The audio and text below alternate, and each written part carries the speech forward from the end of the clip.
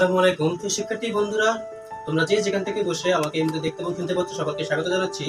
শিক্ষার্থী বন্ধুরা, আমি তোমাদের সকলের প্রিয় আল আমিন স্যার তোমাদের মাঝে আবারও হাজির হয়ে গেলাম। খুবই গুরুত্বপূর্ণ একটি টপিক নিয়ে আজকে আমরা আলোচনা করব। তোমরা জানো, গত ক্লাসে আমি আলোচনা করেছিলাম ট্রান্সফরমেশন অফ সেন্টেন্সের একটা সবচেয়ে গুরুত্বপূর্ণ যে বিষয়টা অ্যাফার্মেটিভ থেকে নেগেটিভ নিয়ে আলোচনা করেছিলাম, যে অ্যাফার্মেটিভ সেন্টেন্স থাকলে সেটাকে কিভাবে নেগেটিভ করতে হয়। আজকে আমরা আলোচনা করব অ্যাসার্টিভ সেন্টেন্স থেকে ইন্টারোগেটিভ সেন্টেন্স কিভাবে রূপান্তর করতে হয়। শিক্ষার্থী বন্ধুরা, আমরা আলোচনায় চলে যাব তার আগে তোমাদেরকে বলে দিচ্ছি, যারা এখনো আমার চ্যানেলটাকে সাবস্ক্রাইব করোনি, দয়া করে আমার চ্যানেলটাকে সাবস্ক্রাইব করে দিবে এবং পাশে থাকা বেল আইকনটাকে ক্লিক করে দিবে, যাতে করে তোমরা পরবর্তী আপডেটগুলো পেতে পারো। আশা করি তোমরা যদি আমার সঙ্গে থাকো এবং আমার সাথে আমার এই ক্লাসগুলো মনোযোগ সহকারে করে থাকো, তাহলে তোমাদের গ্রামারের যত সমস্যা আছে সব সমস্যাই সমাধান হয়ে যাবে ইনশাআল্লাহ, আমি মনে করি। শিক্ষার্থী বন্ধুরা, চলো আমরা চলে যাচ্ছি আমাদের মূল আলোচনায়, আর কথা বাড়াচ্ছি না। শিক্ষার্থী বন্ধুরা, আমরা আজকে যেটা বলেছিলাম আলোচনা করব assertive sentence to interrogative sentence, অর্থাৎ ইন্টারোগেটিভ সেন্টেন্স কিভাবে পরিণত করতে হয় অ্যাসার্টিভ থাকলে।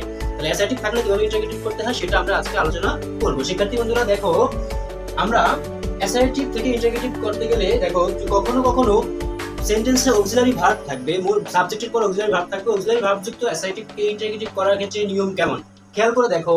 এখানে বোর্ডে লেখা আছে he is absent from the meeting, he is absent from the meeting. দেখো এখানে সাবজেক্টের পরে ভার্বটা আছে ইজ, একটা অক্সিলারি ভার্ব ইজ আছে। এখন খেয়াল করে দেখো এই সেন্টেন্সে কোনো নেগেটিভ ওয়ার্ড নেই, তাহলে অ্যাসার্টিভ সেন্টেন্সটা যে আছে এটা কিন্তু নেগেটিভে নাই। আমরা জানি অ্যাসার্টিভ সেন্টেন্স কিন্তু দুই প্রকারের হয়ে থাকে, একটা হচ্ছে ইম্পারেটিভ সেন্টেন্স আর একটা হচ্ছে নেগেটিভ সেন্টেন্স, যেটা আমরা গত ক্লাসে করেছিলাম। সরি, ইম্পারেটিভ নতো, একটা হচ্ছে অ্যাফার্মেটিভ সেন্টেন্স আর একটা হচ্ছে নেগেটিভ সেন্টেন্স, যেটা আমরা গত ক্লাসে আলোচনা করেছিলাম।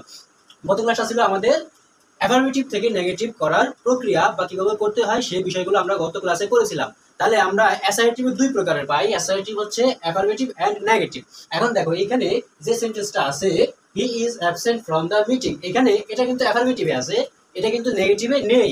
দেখো দেখো অ্যাফার্মেটিভ অথবা অ্যাসার্টিভ থেকে ইন্টারোগেটিভে রূপান্তর করতে হলে, ইন্টারোগেটিভ মানে কি, প্রশ্নবোধক বাক্যে করব, আমরা প্রশ্নবোধক বাক্যে রূপান্তর করব। তার মানে কোনো সেন্টেন্স থাকবে সেটাকে আমরা প্রশ্নবোধক বাক্যে রূপান্তর করব। এজন্য আমাদের কি করতে হবে, দেখো প্রথমে দেখো অক্সিলারি ভার্বটা যে ছিল ইজ, সেটা কিন্তু প্রথমে লিখতে হয়েছে। তাহলে আমাদের অ্যাসার্টিভ থেকে ইন্টারোগেটিভ করতে হলে যদি অক্সিলারি ভার্ব থাকে, কি থাকে, যদি অক্সিলারি ভার্ব থাকে, আমি আরো বলছি, দেখো যদি অক্সিলারি ভার্ব থাকে সেই অক্সিলারি ভার্বটাকে আগে লিখে দিতে হবে। এরপরে সেন্টেন্সটার সাথে যদি কোনো নেগেটিভ ওয়ার্ড না থাকে, তাহলে সেন্টেন্স যদি নেগেটিভ না হয়, অ্যাফার্মেটিভ হয়, তাহলে অবশ্যই এখানে নট যুক্ত করতে হবে। তাহলে ইজের সাথে নট যুক্ত করলে কি হয়, ইজেন্ট। তারপরে কিন্তু সাবজেক্ট থেকে শুরু করে বাকি অংশ শেষ সব বসিয়ে দেবো এবং সর্বশেষে আমাদের প্রশ্নবোধক চিহ্নটা কিন্তু বসাতে হবেই, কারণ এটা ইন্টারোগেটিভ সেন্টেন্স, শেষে প্রশ্নবোধক চিহ্ন থাকবেই। প্রশ্নবোধক চিহ্ন না থাকলে কিন্তু সেটা ইন্টারোগেটিভ সেন্টেন্স হবে না, এটা বুঝতে হবে। তাহলে আবার বলছি, দেখো এই জিনিসটা এটা বুঝলে কিন্তু বাকি দুই তিনটা বুঝে যাবে একেবারে সহজে। তাহলে কি হলো, অ্যাসার্টিভ সেন্টেন্স থেকে ইন্টারোগেটিভ করতে হলে প্রথমে অক্সিলারি ভার্ব থাকলে, অক্সিলারি ভার্ব যুক্ত, অক্সিলারি ভার্বগুলো কি কি আছে আমি আগে বেসিক গ্রামারে করেছিলাম। Am is are, was were, have has had, shall will, মানুষগুলো সহ, shall will, could could, can could, এগুলো সহ যদি থাকে, অর্থাৎ অক্সিলারি ভার্ব থাকলে সেটাকে আগে লিখতে হবে। এবং সেন্টেন্সটা যদি নেগেটিভ না হয় তাহলে এটার সাথে নট দিতে হবে, নট দিয়ে লিখতে হবে, সোজা কথা। তাহলে এখানে ইজ আছে, অক্সিলারি ভার্ব ইজ লিখলাম, সাথে নট যুক্ত করলে কি হয়, ইজেন্ট। সংক্ষেপে নটের সংক্ষিপ্ত ফর্ম অ্যাপোস্ট্রোফি টি, অ্যাপোস্ট্রোফি ইজেন্ট হলো। তারপরে বাকি সাবজেক্ট হি, হি থেকে শুরু করে বাকি সবগুলো রয়ে গেল। তাহলে কি হলো, isn't he absent from the meeting. শেষে অবশ্যই অবশ্যই কি দিতে হবে, এই প্রশ্নবোধক চিহ্নটা কিন্তু দিতেই হবে, না দিলে কিন্তু হবে না, এটা মনে রাখতে হবে। তাহলে দেখো আবার বলছি, তাই এখানে এটা অক্সিলারি ভার্ব যুক্ত অ্যাফার্মেটিভ থেকে নেগেটিভ করতে হলে প্রথমে অক্সিলারি ভার্বটা লিখে দিব, সাথে নট না থাকলে নট দিব, বাকি অংশ লিখে দিব, শেষে প্রশ্নবোধক চিহ্ন দিব।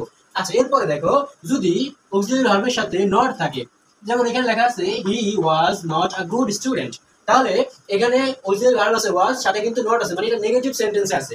নেগেটিভ সেন্টেন্স থাকলে আমাদের যেটা করতে হবে, সেটা ইন্টারোগেটিভ করার সময় দেখো অক্সিলারি ভার্বটা শুধু লিখবো। অক্সিলারি ভার্ব যে ওয়াজ ছিল, ওয়াজ আগে লিখলাম, এরপরে নেগেটিভ থাকলে আর নট লিখবো না। মনে রাখতে হবে নেগেটিভ না থাকলে নট লিখতে হবে, নেগেটিভ থাকলে নট লিখতে হবে না। তাহলে ওয়াজ ছিল, এখানে ওয়াজ নট ছিল, আমরা লিখতে হবে শুধু ওয়াজ, এরপরে বাকি অংশ সাবজেক্ট থেকে শুরু করে বাকি অংশ বসে গেল। তাহলে কি ছিল এখানে, he was not a good student, হয়ে গেল কি, ওয়াজ হি আ গুড স্টুডেন্ট। প্রথমে বলছিল যে সে, he was not a good student, মানে সে একজন ভালো ছাত্র ছিল না। তাহলে পরবর্তী কি হলো, ওয়াজ হি আ গুড স্টুডেন্ট, সে কি ভালো ছাত্র ছিল। আচ্ছা, তাহলে এখানে ওয়াজ হলো, নট থাকার কারণে নট এখানে হলো না, শেষে প্রশ্নবোধক চিহ্ন হলো, এই সিম্পল জিনিস। দেখো এরপরে অক্সিলারি ভার্ব যুক্ত গেল, এবং অক্সিলারি ভার্বের পরে যদি আমরা মূল ভার্ব থাকি, অক্সিলারি ভার্ব না থাকে সেন্টেন্সে, অক্সিলারি ভার্ব না থাকে যদি মূল ভার্ব থাকে, দেখো এখানে কি লেখা আছে, গোজ, কি লেখা আছে, goes, she goes to school every day. তাহলে এখানে অক্সিলারি ভার্ব কিন্তু নেই, আছে মূল ভার্ব। মূল ভার্বটা কি আছে, গো, গো এর সাথে, যেহেতু এখানে সাবজেক্টটা থার্ড পারসন সিঙ্গুলার নাম্বার, এজন্য গো এর সাথে ইএস আছে, গোজ হলো। এখন দেখো মূল ভার্ব থাকলে এখানে হবে অ্যাসার্টিভ, এই মূল ভার্ব থাকলে ইন্টারোগেটিভ করার সময় কি করতে হবে, মূল ভার্বের পরিবর্তে লিখতে হবে ডু। এখন এখানে যেহেতু ইয়াস ছিল জন্য হয়ে গেল ডাজ, মূল ভার্ব থাকলে কি বললাম ডু হবে, যেহেতু ইয়াস ছিল হয়ে গেল ডাজ, মানে গো ছিল জন্য হচ্ছে ডাজ, নেগেটিভ নাই বিদায় নট হয়েছে ডাজেন্ট, তারপরে সাবজেক্ট থেকে শুরু করে বাকি অংশ, তাহলে doesn't he go to school everyday, সে কি প্রতি স্কুলে যায় না, এরকম। তারপরটা খেয়াল করো, আশা করি বুঝতে পারছো, একটু মনোযোগ দিয়ে বুঝতে পারবে। পরেরটা দেখো, they play cricket in the playground, দেখো এখানে প্লে আছে, মূল ভার্ব, সাবজেক্টের পরে মূল ভার্ব আছে, এখানে কিন্তু ভার্বের সাথে কোনো এস বাই এস নেই, কেন নেই, এখানে সাবজেক্ট কিন্তু থার্ড পারসন সিঙ্গুলার নাম্বার নয়, এই জন্য কিন্তু ভার্বের সাথে এস বাই এস নেই। তাহলে যেহেতু এখানে কি আছে, প্রেজেন্ট টেন্স আছে এবং সেটা মূল ভার্ব আছে, মূল ভার্ব থাকলে প্রেজেন্ট টেন্সে কি হয়, ডু, ডু হয়। এখন যেহেতু এখানে নেগেটিভ কোনো ওয়ার্ড নেই, এজন্য এখানে নট বসছে, ডোন্ট, তারপরে সাবজেক্ট থেকে শুরু করে বাকি অংশ বসিয়ে দিলাম, ব্যাস একেবারে সিম্পল জিনিস। তাহলে কি হলো, প্রথমে মূল ভার্বের পরিবর্তে ডু হলো, নেগেটিভ নেই বিদায় নট হলো, তাহলে ডোন্ট, তারপরে they play cricket in the playground, ব্যাস বাকি অংশ হয়ে গেল। এরপরেরটা খেয়াল করো, অক্সিলারি ভার্ব নেই কিন্তু মূল ভার্ব আছে, সেটা হচ্ছে আবার পাস্ট টেন্সে, মূল ভার্ব যদি থাকে পাস্ট টেন্সে হয়, তাহলে এখানে প্রথমে লিখতে হবে ডিড, সহজ জিনিস, সিম্পল জিনিস। তাহলে কি বললাম, মূল ভার্বের পাস্ট ফর্ম থাকলে এখানে আমরা প্রথমে লিখবো ডিড, যেহেতু এখানে নেগেটিভ কোনো ওয়ার্ড নেই এজন্য নট লিখতে হবে। ওকে, তাহলে মূল ভার্ব পাস্ট টেন্সের হলে ডিড হয়, নেগেটিভ ওয়ার্ড না থাকলে নট দিতে হয়, ডিডেন্ট, ডিডেন্ট হলো। তারপরে দেখো শামিম, এখানে কি লেখা ছিল, Shamim liked the late spring, তাহলে এখানে কি হলো, যেহেতু লাইকড ভার্বের পাস্ট পার্টিসিপল ছিল, মানে পাস্ট পার্টিসিপল প্রেজেন্ট পাস্ট ফর্মে ছিল, পাস্ট ফর্মে থাকার কারণে এখানে কি হলো, ডিড হলো, সাথে নট যুক্ত হয়েছে, যেহেতু নেগেটিভ নেই এজন্য নট যুক্ত হয়েছে। বুঝতে পারছো, আশা করি। আবার বলছি দেখো, এটা এখানে সাবজেক্টের পরে মূল ভার্বের পাস্ট ফর্ম আছে বিদায় এখানে ডিড হলো, যেহেতু নেগেটিভ কোনো ওয়ার্ড নেই এজন্য নট হয়েছে, তাহলে ডিডেন্ট শামিম লাইক দা, দেখো এখানে লাইক ছিল, এখানে কিন্তু পরে আর লাইক হবে না, এই যে কারণ লাইক ইডি ছিল অর্থাৎ পাস্ট টেন্স ছিল বিদায় কিন্তু এখানে কি হলো, ডিড হয়েছে, পরে কিন্তু প্রেজেন্ট ফর্মে হয়ে যাবে, এটাও খেয়াল রাখতে হবে। তাহলে এখানে ভার্বটা পাস্ট ফর্মে ছিল এই জন্য এখানে ডিড লিখছি, পরবর্তী ভার্ব যে লিখবো সেটা কিন্তু আর পাস্ট টেন্সে লিখবো না, প্রেজেন্ট টেন্সে লিখে দিব, ব্যাস। তারপর বাকি অংশ লিখে দিলাম, শেষে প্রশ্নবোধক চিহ্ন দিয়ে দিলাম, তাহলেই হয়ে গেল, সিম্পল জিনিস। তারপরে দেখো কি লেখা আছে, they did not play football yesterday, তারা গতকাল ফুটবল খেলেনি। তাহলে এখানে দেখো ডিড আছে, মানে ডিডটাও আমরা মূল ভার্ব হিসেবে ধরতে পারি অথবা অক্সিলারি ভার্ব হিসেবে ধরতে পারি। এখানে মূল ভার্ব হিসেবে যদি আমরা ডিডটাকে ধরি তাহলে কি হবে দেখো, তাহলে এখানে দে ডিড নট, তাহলে এখানে ডিড থাকলে অবশ্যই আমরা ডিড লিখে দিব, যেহেতু ডিড আছে ডিড লিখে দিব, ডিড আছে ডিড লিখে দিব, তাহলে এটা পাস্ট টেন্সে আছে, ডিড আছে ডিড লিখে দিব, নেগেটিভ আছে নট আছে জন্য এখানে নট হবে না, নেগেটিভ না থাকলে কিন্তু এখানে নট হতো, নেগেটিভ নাই বিদায় নট হয়নি। দেখো তারপরে কি হলো, ডিড, এরপর সাবজেক্ট থেকে শুরু করে বাকি অংশ বসে যাবে, তাহলে ডিড সাবজেক্ট ছিল they, did they play football yesterday, তারা কি গতকাল ফুটবল খেলেছিল, ব্যাস। তাহলে এইভাবে আশা করি বুঝতে পারছো কি হলো। এরপর এটা আমরা আসি, দেখো এখানে কি লেখা আছে, I never drink Coca Cola, আমি কখনো কোকা কোলা খাই না বা পান করি না, এখানে তো পানীয় জিনিস, পানীয় পান করা হয়, পানীয় জিনিস তো আর খাওয়া যায় না, আমরা অনেকেই বলি আমি পানি খাই, পানি কিভাবে খাবো, পানি হচ্ছে পান করার জিনিস। আচ্ছা যাই হোক, দেখো এখানে নেভার আছে, মূল কথাটা হচ্ছে অ্যাফার্মেটিভ সেন্টেন্সে আর অ্যাসার্টিভ সেন্টেন্সে নেগেটিভ থাকলে, নেভার থাকলে, তা সেটার পরিবর্তনটা কি হবে, এখানে অ্যাসার্টিভ সেন্টেন্সটা কিন্তু নেগেটিভে আছে, অ্যাসার্টিভ সেন্টেন্সটা কি আছে, নেগেটিভ আছে, কেন, কারণ এখানে কি আছে, নেভার আছে, নেভার একটা negative word, not negative word, no negative word, এগুলো এই জন্য এটা অ্যাসার্টিভ সেন্টেন্স যদিও কিন্তু নেগেটিভে আছে, অর্থাৎ এখানে মূল কথা হচ্ছে অ্যাসার্টিভ সেন্টেন্স যদি নেভার থাকে, অ্যাসার্টিভ সেন্টেন্সে নেভার থাকলে নেভারের পরিবর্তে ইন্টারগেটিভ করতে হলে সেখানে হবে নেভারের পরিবর্তে হবে এভার। তাহলে দেখো এখানে I never drink Coca Cola, এখানে নেভারের পরবর্তী যে মূল ভার্বটা আছে সেটা কিন্তু ভার্বের প্রেজেন্ট ফর্মে আছে, কোন ফর্মে আছে, প্রেজেন্ট ফর্মে আছে। দেখো ভার্বের প্রেজেন্ট ফর্ম আছে বিদায় এইখানে কি হলো, আগে ডু হলো, একটু খেয়াল করো, এখানে ভার্বের প্রেজেন্ট ফর্ম ছিল বিদায় ডু হয়েছে, এখানে নেগেটিভ ছিল না বিদায় নট হয়েছে। এটা কি হলো, নেভার তো আছে নেগেটিভ ওয়ার্ড এমনিতেই, নেভারটা এমনিতেই কি নেগেটিভ ওয়ার্ড, এরপরে মূল ভার্বের আছে কি, মূল ভার্বের আছে প্রেজেন্ট ফর্ম, মূল ভার্বের প্রেজেন্ট ফর্ম থাকার কারণে এখানে হয়ে গেল আগে ডু, জানি মূল ভার্ব থাকলে প্রথমে কি বসবে, ডু বসবে, প্রেজেন্ট টেন্স থাকলে মূল ভার্বে কি বসবে, ডু বসবে, তারপরে সাবজেক্ট আই ছিল আই বসলো, এরপরে নেভারের পরিবর্তে বসবে এবার, এরপরে বাকি অংশ বসাতে হবে এবং শেষে অবশ্যই প্রশ্নবোধক চিহ্ন বসাতে হবে। আশা করি বুঝতে পারছো। আমি আবারও বলছি, দেখো নেগেটিভ অর্থাৎ এবার অ্যাসার্টিভ সেন্টেন্সে নেভার থাকলে এবং নেভারের পরে যদি দেখো মূল ভার্বের প্রেজেন্ট ফর্ম থাকে তাহলে প্রথমে কি বসবে, ডু বসবে, মূল ভার্বের প্রেজেন্ট ফর্ম থাকার কারণে ডু বসলো, এরপরে সাবজেক্ট বসলো, এরপরে নেভারের পরিবর্তে বসবে এবার, নেভারের পরিবর্তে বসবে এবার, এরপরে বাকি অংশ বসিয়ে দেবো, শেষে প্রশ্নবোধক চিহ্ন দিয়ে দেবো, হয়ে গেল। তারপরে খেয়াল করো, দেখো নাথিং থাকলে অর্থাৎ অ্যাসার্টিভ সেন্টেন্সে নাথিং থাকলে নাথিং এর পরিবর্তে ইন্টারোগেটিভ করতে হলে কিভাবে করতে হবে একটু খেয়াল করো। দেখো এখানে দেয়ার ওয়াজ কিন্তু একটা অক্সিলারি ভার্ব আমরা জানি, তাহলে ওয়াজ ছিল বিদায় ওয়াজটা কিন্তু এখানে প্রথমেই লিখতে হয়েছে, তাহলে আমরা জানি অক্সিলারি ভার্ব থাকলে সেটা আগে লিখতে হয়, মূল ভার্ব থাকলে মূল ভার্বের মধ্যে ডু ডিড ডাজ এগুলো লিখতে হয় টেন্স অনুযায়ী। তাহলে এখানে ওয়াজ যেহেতু ছিল, ওয়াজ যদি এটা পাস্ট টেন্সে আছে, ওয়াজ অক্সিলারি ভার্ব ছিল বিদায় আমরা ওয়াজ অক্সিলারি ভার্বটা লিখে দিয়েছি। এরপর দেখো এখানে নাথিং মানে নেগেটিভ ওয়ার্ডটা এমনি আছে, এটা নেগেটিভ সেন্টেন্স, এই জন্য এখানে আর নট হয়নি। তাহলে কি হলো, দেখো দেয়ার ওয়াজ নাথিং টু ডু, তাদের কিছুই করার ছিল না, মানে সেখানে কিছুই করার ছিল না। আচ্ছা যা হোক, এখানে কি হলো, ওয়াজ ছিল বিদায় অক্সিলারি ওয়াজ আগে লিখে দিলাম, তারপরে সাবজেক্ট হিসেবে দেয়ার ছিল, দেয়ার লিখে দিলাম, এরপরে নাথিং এর পরিবর্তে এনিথিং, নাথিং এর পরিবর্তে এনিথিং, নাথিং এর পরিবর্তে এনিথিং, তারপরে বাকি অংশ শেষে অবশ্যই প্রশ্নবোধক চিহ্ন বসাতে হবে। আশা করি বুঝতে পারছো। দেখো তারপর একটা ভাইটাল যে রুলস, যেটা খুবই গুরুত্বপূর্ণ এবং অনেক ম্যাক্সিমাম সময় এটা কিন্তু ট্রান্সফরমেশন সেন্টেন্সে আসে। সেটা কি, দেখো লেখা আছে এভরিবডি অথবা এভরিওয়ান অথবা এনিওয়ান অথবা অল, এরকম থাকলে অ্যাসার্টিভ সেন্টেন্সে এভরিবডি, এভরিওয়ান, তারপরে এনিওয়ান, অল, এইগুলো থাকলে সেটার পরিবর্তে ইন্টারগেটিভে চোখ বন্ধ করে লিখে দেবো হু ডাজেন্ট।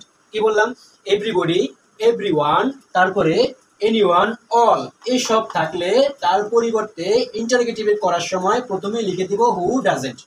কি লিখবো, হু ডাজেন্ট, তারপরে বাকি যা থাকবে তা লিখে দিব, তারপরে শেষে দিব একটা প্রশ্নবোধক চিহ্ন। তাহলে খেয়াল করো এখানে কি লেখা আছে, আমি যে কোনো একটা ধরে নেই, এভরিবডি লাভস ফ্লাওয়ার্স, প্রত্যেককেই ফুল ভালোবাসে। তাহলে এভরিবডি থাকার কারণে হু ডাজেন্ট বসলো, সোজা কথা, এভরিবডি থাকার কারণে হু ডাজেন্ট, কোনো কোনো ক্ষেত্রে ডিডেন্ট হয়, পাস্ট টেন্স যদি থাকে, ভার্বের মূল ভার্বের পাস্ট টেন্স থাকলে ডিড হবে, ডিডেন্ট হবে, আর মূল ভার্ব যদি এখানে ভার্বের সাথে এস বাই এস না থাকে তাহলে হবে কি ডোন্ট, যেটা আগেই জানা কথাই। তাহলে আমরা আবার বলছি এভরিবডি থাকলে বসবে হু, আর যেহেতু এখানে ভার্বের পাস্ট পার্টিসিপল ভার্বের প্রেজেন্ট ফর্ম আছে এবং ভার্বের সাথে এস আছে, এজন্য বসলো ডাজেন্ট। আরেকটা সহজ জিনিস এরকমই হবে, এভরিবডি থাকলে হু ডাজেন্ট, এরপরে শেষে লাভস ফ্লাওয়ার্স, বাকি যে অংশটা ছিল সেটা লিখে দিলাম, শেষে প্রশ্নবোধক চিহ্ন লিখে দিলাম। আশা করি বুঝতে পারছো। তাহলে কি এভরিবডি, এভরিওয়ান, অল, এনিওয়ান, এগুলো থাকলে তার পরিবর্তে কি লিখবো, হু, এরপরে ডাজেন্ট লিখবো, তারপরে বাকি অংশ যা আছে তা লিখে দিব। এখন এখানে খেয়াল রাখতে হবে, ডাজেন্ট এর জায়গায়, ডাজ এর জায়গায় কখনো ডিড হতে পারে, কখনো ডোন্ট হতে পারে, কখন ডিড হবে কখন ডোন্ট হবে। মূল ভার্বটা পাস্টের হলে, পাস্ট টেন্সের হলে এখানে ডিড হবে, মূল ভার্বটা যদি পাস্ট টেন্স না হয়ে প্রেজেন্ট টেন্স হয়, সেখানে এস বাই এস ভার্বের শেষে না থাকে, তাহলে হবে ডোন্ট। আশা করি বুঝতে পারছো। আর বাকি অংশ বসবে এবং শেষে অবশ্যই প্রশ্ন চিহ্ন দিতে হবে। তো শিক্ষার্থী বন্ধুরা, আমরা এই কয়েকটা রুলস আলোচনা করলাম। এখন আমরা এভরি দিয়ে আবার একটা জিনিস আছে, দেখো কিভাবে আমরা আলোচনা করেছিলাম কি, এভরিওয়ান লাভস ফ্লাওয়ার্স, এভরিওয়ানের পরিবর্তে অথবা এভরিওয়ান, এভরিবডি অথবা অল, এর পরিবর্তে আমরা বলেছিলাম যে হু ডাজেন্ট বসে। এখন দেখো এখানে কি আছে, এভরি আছে, every man hates war, every man hates war. এখন এখানে দেখো এভরি এর পরিবর্তে এভরি থাকলে এভরি এর পরিবর্তে কি বসলো, there is any, there is any, দেখো সরি ইজ দেয়ার এনি, এর পরিবর্তে কি বসলো, ইজ দেয়ার এনি। তাহলে আমরা ওইখানে ছিল কি এভরিওয়ান, এভরিবডি একসাথে কিন্তু ছিল, এরকম ছিল, কি ছিল ওইখানে ছিল এভরিবডি, এরকম একসাথে ছিল, আবার ছিল কি এভরি ওয়ান একসাথে কিন্তু ছিল, অথবা ছিল কি অল, এইগুলো থাকলে একরকম। এখন এখানে দেখো এভরি এর পরে কিন্তু স্পেসিফিক ভাবে আরেকটা কিন্তু নাউন আছে। এভরি এর পরে যদি কোনো নাউন থাকে তখন এভরি এর পরিবর্তে বসবে ইজ দেয়ার এনি। কি বললাম, এভরি এর পরবর্তীতে এভরি এর পরে যদি কোনো নাউন থাকে, এভরি এর পরে যদি কোনো নাউন থাকে তাহলে এভরি এর পরিবর্তে বসবে ইজ দেয়ার এনি। এরপরে দেখো যে নাউনটা আছে সেই নাউনটা বসলো, বসার পরে অতিরিক্ত বসবে হু ডাজেন্ট। কি বললাম, এভরি এরপরে যদি নাউন থাকে, এভরিবডি না কিন্তু, আমি আবার বলছি এভরিবডি, এভরিওয়ান, অল, ওই রুলস না কিন্তু, এই রুলসটা কিন্তু অন্যরকম। সেটা কি, এই রুলসটা হচ্ছে এরকম যে আমি তোমাদেরকে বলে নিচ্ছি যে রুলসটা হচ্ছে এরকম। এখানে দেখো এভরি এর পরবর্তীতে কি আছে, একটা নাউন আছে, এভরি এর পরে একটা নাউন আছে বিদায় এভরি এর পরিবর্তে কি বসছে, শুধু এভরি এর পরিবর্তে বসছে ইজ দেয়ার এনি। এরপরে নাউন যেটা ছিল সেটা বসে গেল, এরপরে অতিরিক্ত হু ডাজেন্ট, তারপরে বাকি অংশ, এরপর শেষে প্রশ্নবোধক চিহ্ন কিন্তু অবশ্যই দিতে হবে।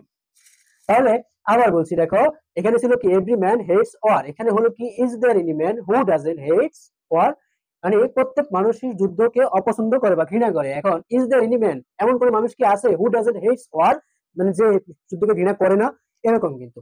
তারপর দেখো এখন এভরি এরপরে যদি নাউন থাকে, এরপরে কিন্তু আবার যদি মাস্ট থাকে, দেখো ওই রকমই কিন্তু এভরি এরপরে নাউন আছে, ঠিক একই রকম ভাবে এখানে এভরি আছে, এভরি এর পরে কিন্তু একটা নাউন আছে। এখন মূল কথা হচ্ছে এভরি এর পরে যদি এর পরে নাউন এবং এর পরে যদি মাস্ট থাকে, কি থাকে মাস্ট থাকলে, দেখো এখানে মাস্ট ছিল না কিন্তু উপরেটাতে, এজন্য বলছে কি হু ডাজেন্ট। এখানে মাস্ট থাকার কারণে একই কিন্তু জিনিস হয়ে গেছে, ইজ দেয়ার এনি, তারপরে নাউন জিনিস এটা বসছে, এরপরে মাস্টের পরিবর্তে মাস্ট থাকার কারণে কি হু উইল নট, এখানে ছিল হু ডাজেন্ট, এখানে হচ্ছে হু উইল নট। মনে রাখতে হবে এভরি, এভরি যুক্ত অ্যাফার্মেটিভে যদি মাস্ট থাকে, এভরি যুক্ত অ্যাফার্মেটিভে যদি মাস্ট থাকে তাহলে কি হবে, ইজ দেয়ার এনি, এরপরে এভরি পরে নাউনটা বসবে, ওই মাস্ট এর কারণে হু উইল নট বসবে, হু উইল নট বসবে, এরপর বাকি অংশ এবং শেষে প্রশ্নবোধক চিহ্ন। আশা করি বুঝতে পারছো। দেখো যদি অ্যাসার্টিভ সেন্টেন্সে নোবডি থাকে, কি থাকে, নোবডি থাকে, নোবডি দেখো এখানে কি লেখা আছে, নোবডি যুক্ত অ্যাফার্মেটিভকে ইন্টারোগেটিভ করতে হলে, নোবডি যুক্ত অ্যাসার্টিভ অথবা এর নেগেটিভ সেন্টেন্স যদিও আমরা তো জানি অ্যাসার্টিভ সেন্টেন্স কিন্তু দুই ধরনের, একটা হচ্ছে অ্যাফার্মেটিভ, একটা হচ্ছে নেগেটিভ। তাহলে নোবডি যুক্ত অ্যাসার্টিভকে ইন্টারগেটিভ করতে হলে আমাদের যেটা করতে হবে সেটা হচ্ছে কি নোবডির পরিবর্তে শুধু হু লিখে দেবো। নোবডির পরিবর্তে শুধু হু লিখে দেবো। এখন এখানে নোবডি, নো ওয়ান, নান এরকম হতে পারে। কি কি হতে পারে? এখানে নোবডি হতে পারে, নোবডি হতে পারে, নোবডি হতে পারে, তারপরে নান হতে পারে। কি হতে পারে? নোবডি হতে পারে, নান হতে পারে, তারপরে হতে পারে কি নো ওয়ান। এই যুক্ত এরকম ওয়ার্ড গুলো যুক্ত অ্যাসার্টিভ থেকে ইন্টারোগেটিভ করতে হলে এগুলোর পরিবর্তে শুধু হু লিখে দেবো, তাহলেই হয়ে যাবে। তাহলে এখানে কি লেখা ছিল? Nobody could count my love for you. তোমার জন্য আমার যে ভালোবাসায় কেউ গণনা, মানে কেউ এটা গণনা করতে পারবে না, বা কেউ ওরা ইয়ে করতে পারবে না, তুলনা করতে পারবে না, এরকম কিছু বোঝানো হয়েছে। তাহলে এখানে কি হলো? Who count, who could count my love for you. কে তোমার জন্য আমার ভালোবাসা গুনতে পারবে? আচ্ছা এটা। তাহলে দেখো কি বললাম, নোবডি এর পরিবর্তে হু। এরপর দেখো পরবর্তী আরেকটা সেন্টেন্স আছে, no one can do this. কেউ এটা করতে পারবে না, তাহলে বা পারে না। তাহলে কি হলো? এই যে নো ওয়ান এর পরিবর্তে কি বসলো? হু। আমি বলেছিলাম নোবডি, তারপরে নান, নো ওয়ান এগুলো থাকলে কি বসবে? হু বসবে। তারপরে বাকি অংশ বসিয়ে দেবো, শেষ। শেষ অবশ্যই বসে চিহ্ন দিতে হবে, তাহলে হয়ে গেল। আশা করি বুঝতে পারছো। তাহলে কি নোবডি, নো ওয়ান অথবা নান এগুলো থাকলে তার পরিবর্তে শুধুমাত্র প্রথমে হু লিখে পরবর্তী বাকি সেন্টেন্স গুলো লিখে দিব এবং শেষে প্রশ্ন চিহ্ন দিব। এর পরবর্তী রুলসটাতে আসি আমরা। Is, there is no. কি বললাম? দেয়ার ইজ নো যুক্ত অ্যাসার্টিভ থেকে ইন্টারগেটিভ করতে হলে কিভাবে করতে হবে? দেয়ার ইজ নো যুক্ত অ্যাসার্টিভ থেকে ইন্টারগেটিভ করতে হলে দেয়ার ইজ নো। দেখো এখানে কি লিখছে? দেয়ার ইজ নো এর পরিবর্তে কি বসে? হোয়াট অথবা হু বসে। হোয়াট অথবা হু বসে। হোয়াট বসবে কখন? হোয়াট বসবে যদি বস্তুবোধক কিছু বোঝানো হয়। আর ব্যক্তি বোঝালে দেয়ার ইজ নো এর পরে যদি কোনো ব্যক্তিকে বোঝানো হয় তাহলে তার পরিবর্তে কিন্তু হু বসবে। এখন তাহলে কি হলো দেখো, there is no use of this law. তাহলে এই আইনটার কোনো কি নেই, প্রয়োগ নেই বা ব্যবহার নেই। তাহলে হোয়াট ইজ, তাহলে কি হলো? হোয়াট হলো। তাহলে বারবার এখানে ছিল what is the use of this law. এটা একটু অন্যরকম বা ক্রিটিক্যাল মনে হলে আরেকটা সহজ পন্থা আছে, সেটা কি? দেয়ার ইজ নো এর পরিবর্তে শুধু is there any. There is no এর পরিবর্তে is there any. There is no এর পরিবর্তে ইজ দেয়ার এনি, এরপরে বাকি অংশ লিখে দিব, শেষে প্রশ্ন চিহ্ন লিখে দিব, ব্যাস হয়ে যাবে। ওই হোয়াট হু দিয়ে ঝামেলা করার দরকার যদি মনে না করে, যদি মনে থাকবে না বা ঝামেলা হবে, তাহলে একেবারে সিম্পল কি, দেয়ার ইজ নো এর পরিবর্তে ইজ দেয়ার এনি, তারপরে বাকি অংশ লিখে দিব, শেষে প্রশ্ন চিহ্ন দিব, ব্যাস হয়ে গেল। আবার দেখো ওই যে there is no, there is no এরপরে কি বলছিলাম? যদি ব্যক্তি কিছু বোঝায়, ব্যক্তিবোধক। There is no man happier than me. এমন কোনো মানুষ নেই যে আমার থেকে সুখী। তাহলে এখানে কি বললাম? দেয়ার ইজ নো থাকলে আমরা সহজে লিখে দিতে পারি কি, is there any. There is no এর পরিবর্তে ইজ দেয়ার এনি, এরপরে বাকি অংশ শেষে প্রশ্নবোধক চিহ্ন। তাহলে দেখো ওই যে ব্যক্তি বোঝানোর কারণে কিন্তু এখানে হুদিও করতে পারি। তো এটা ঝামেলায় না গিয়ে আমরা শুধুমাত্র কি করতে পারবো? দেয়ার ইজ নো এর পরিবর্তে ইজ দেয়ার এনি লিখবো, তারপরে বাকি অংশ লিখে শেষে প্রশ্ন চিহ্ন দিয়ে দিব, হয়ে যাবে। এরপরে আমরা যেটা সর্বশেষ যে রুলসটা নিয়ে আলোচনা করবো সেটা হচ্ছে ইট doesn't matter. It doesn't matter যুক্ত অ্যাসার্টিভ থেকে ইন্টারোগেটিভ করতে হলে কি করতে হবে? একেবারে সিম্পল জিনিস। ইট ডাজেন্ট ম্যাটার এর পরিবর্তে what do. It doesn't matter এর পরিবর্তে কি হোয়াট ডু লিখে দিব, এরপর বাকি অংশ লিখে দিব, ব্যাস হয়ে যাবে। তাহলে এখানে কি ছিল? It doesn't matter if we lose the game. এটা কোনো বিষয় না যদি আমরা ম্যাচটা হেরেও যাই বা হারি। তাহলে এরপরে কি লেখা আছে দেখো, ইন্টারোগেটিভে কি ইট ডাজেন্ট ম্যাটার এর পরিবর্তে বসলো হোয়াট ডু। তাহলে what do if we lose the game. What do if we lose the game. কি হলো?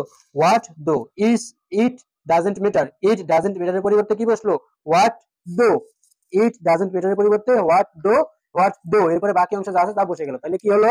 What do if we lose the game. তাতে কি যদি আমরা ম্যাচটা হেরে যাই, এরকম। তাহলে শিক্ষার্থী বন্ধুরা আজকে আমরা যেটা আলোচনা করলাম অ্যাসার্টিভ টু ইন্টারোগেটিভ ট্রান্সফরমেশন অথবা চেঞ্জিং সেন্টেন্সের একটা ভাইটাল টপিক নিয়ে আমরা আজকে আলোচনা করলাম। সেটা হচ্ছে অ্যাসার্টিভ থেকে ইন্টারোগেটিভ কিভাবে করতে হয়, কোন কোন রুলস গুলো আছে।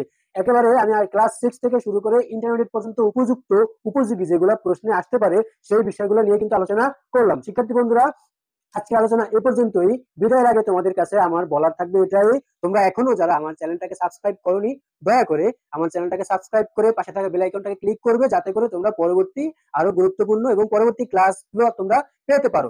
সাথে সাথে আমি যেটা বলবো সেটা হচ্ছে আমার ফেসবুক পেজটা ফলো করে অবশ্যই আমাকে উৎসাহ দেবে এবং আমার পাশে থাকবে এই কামনা করছি।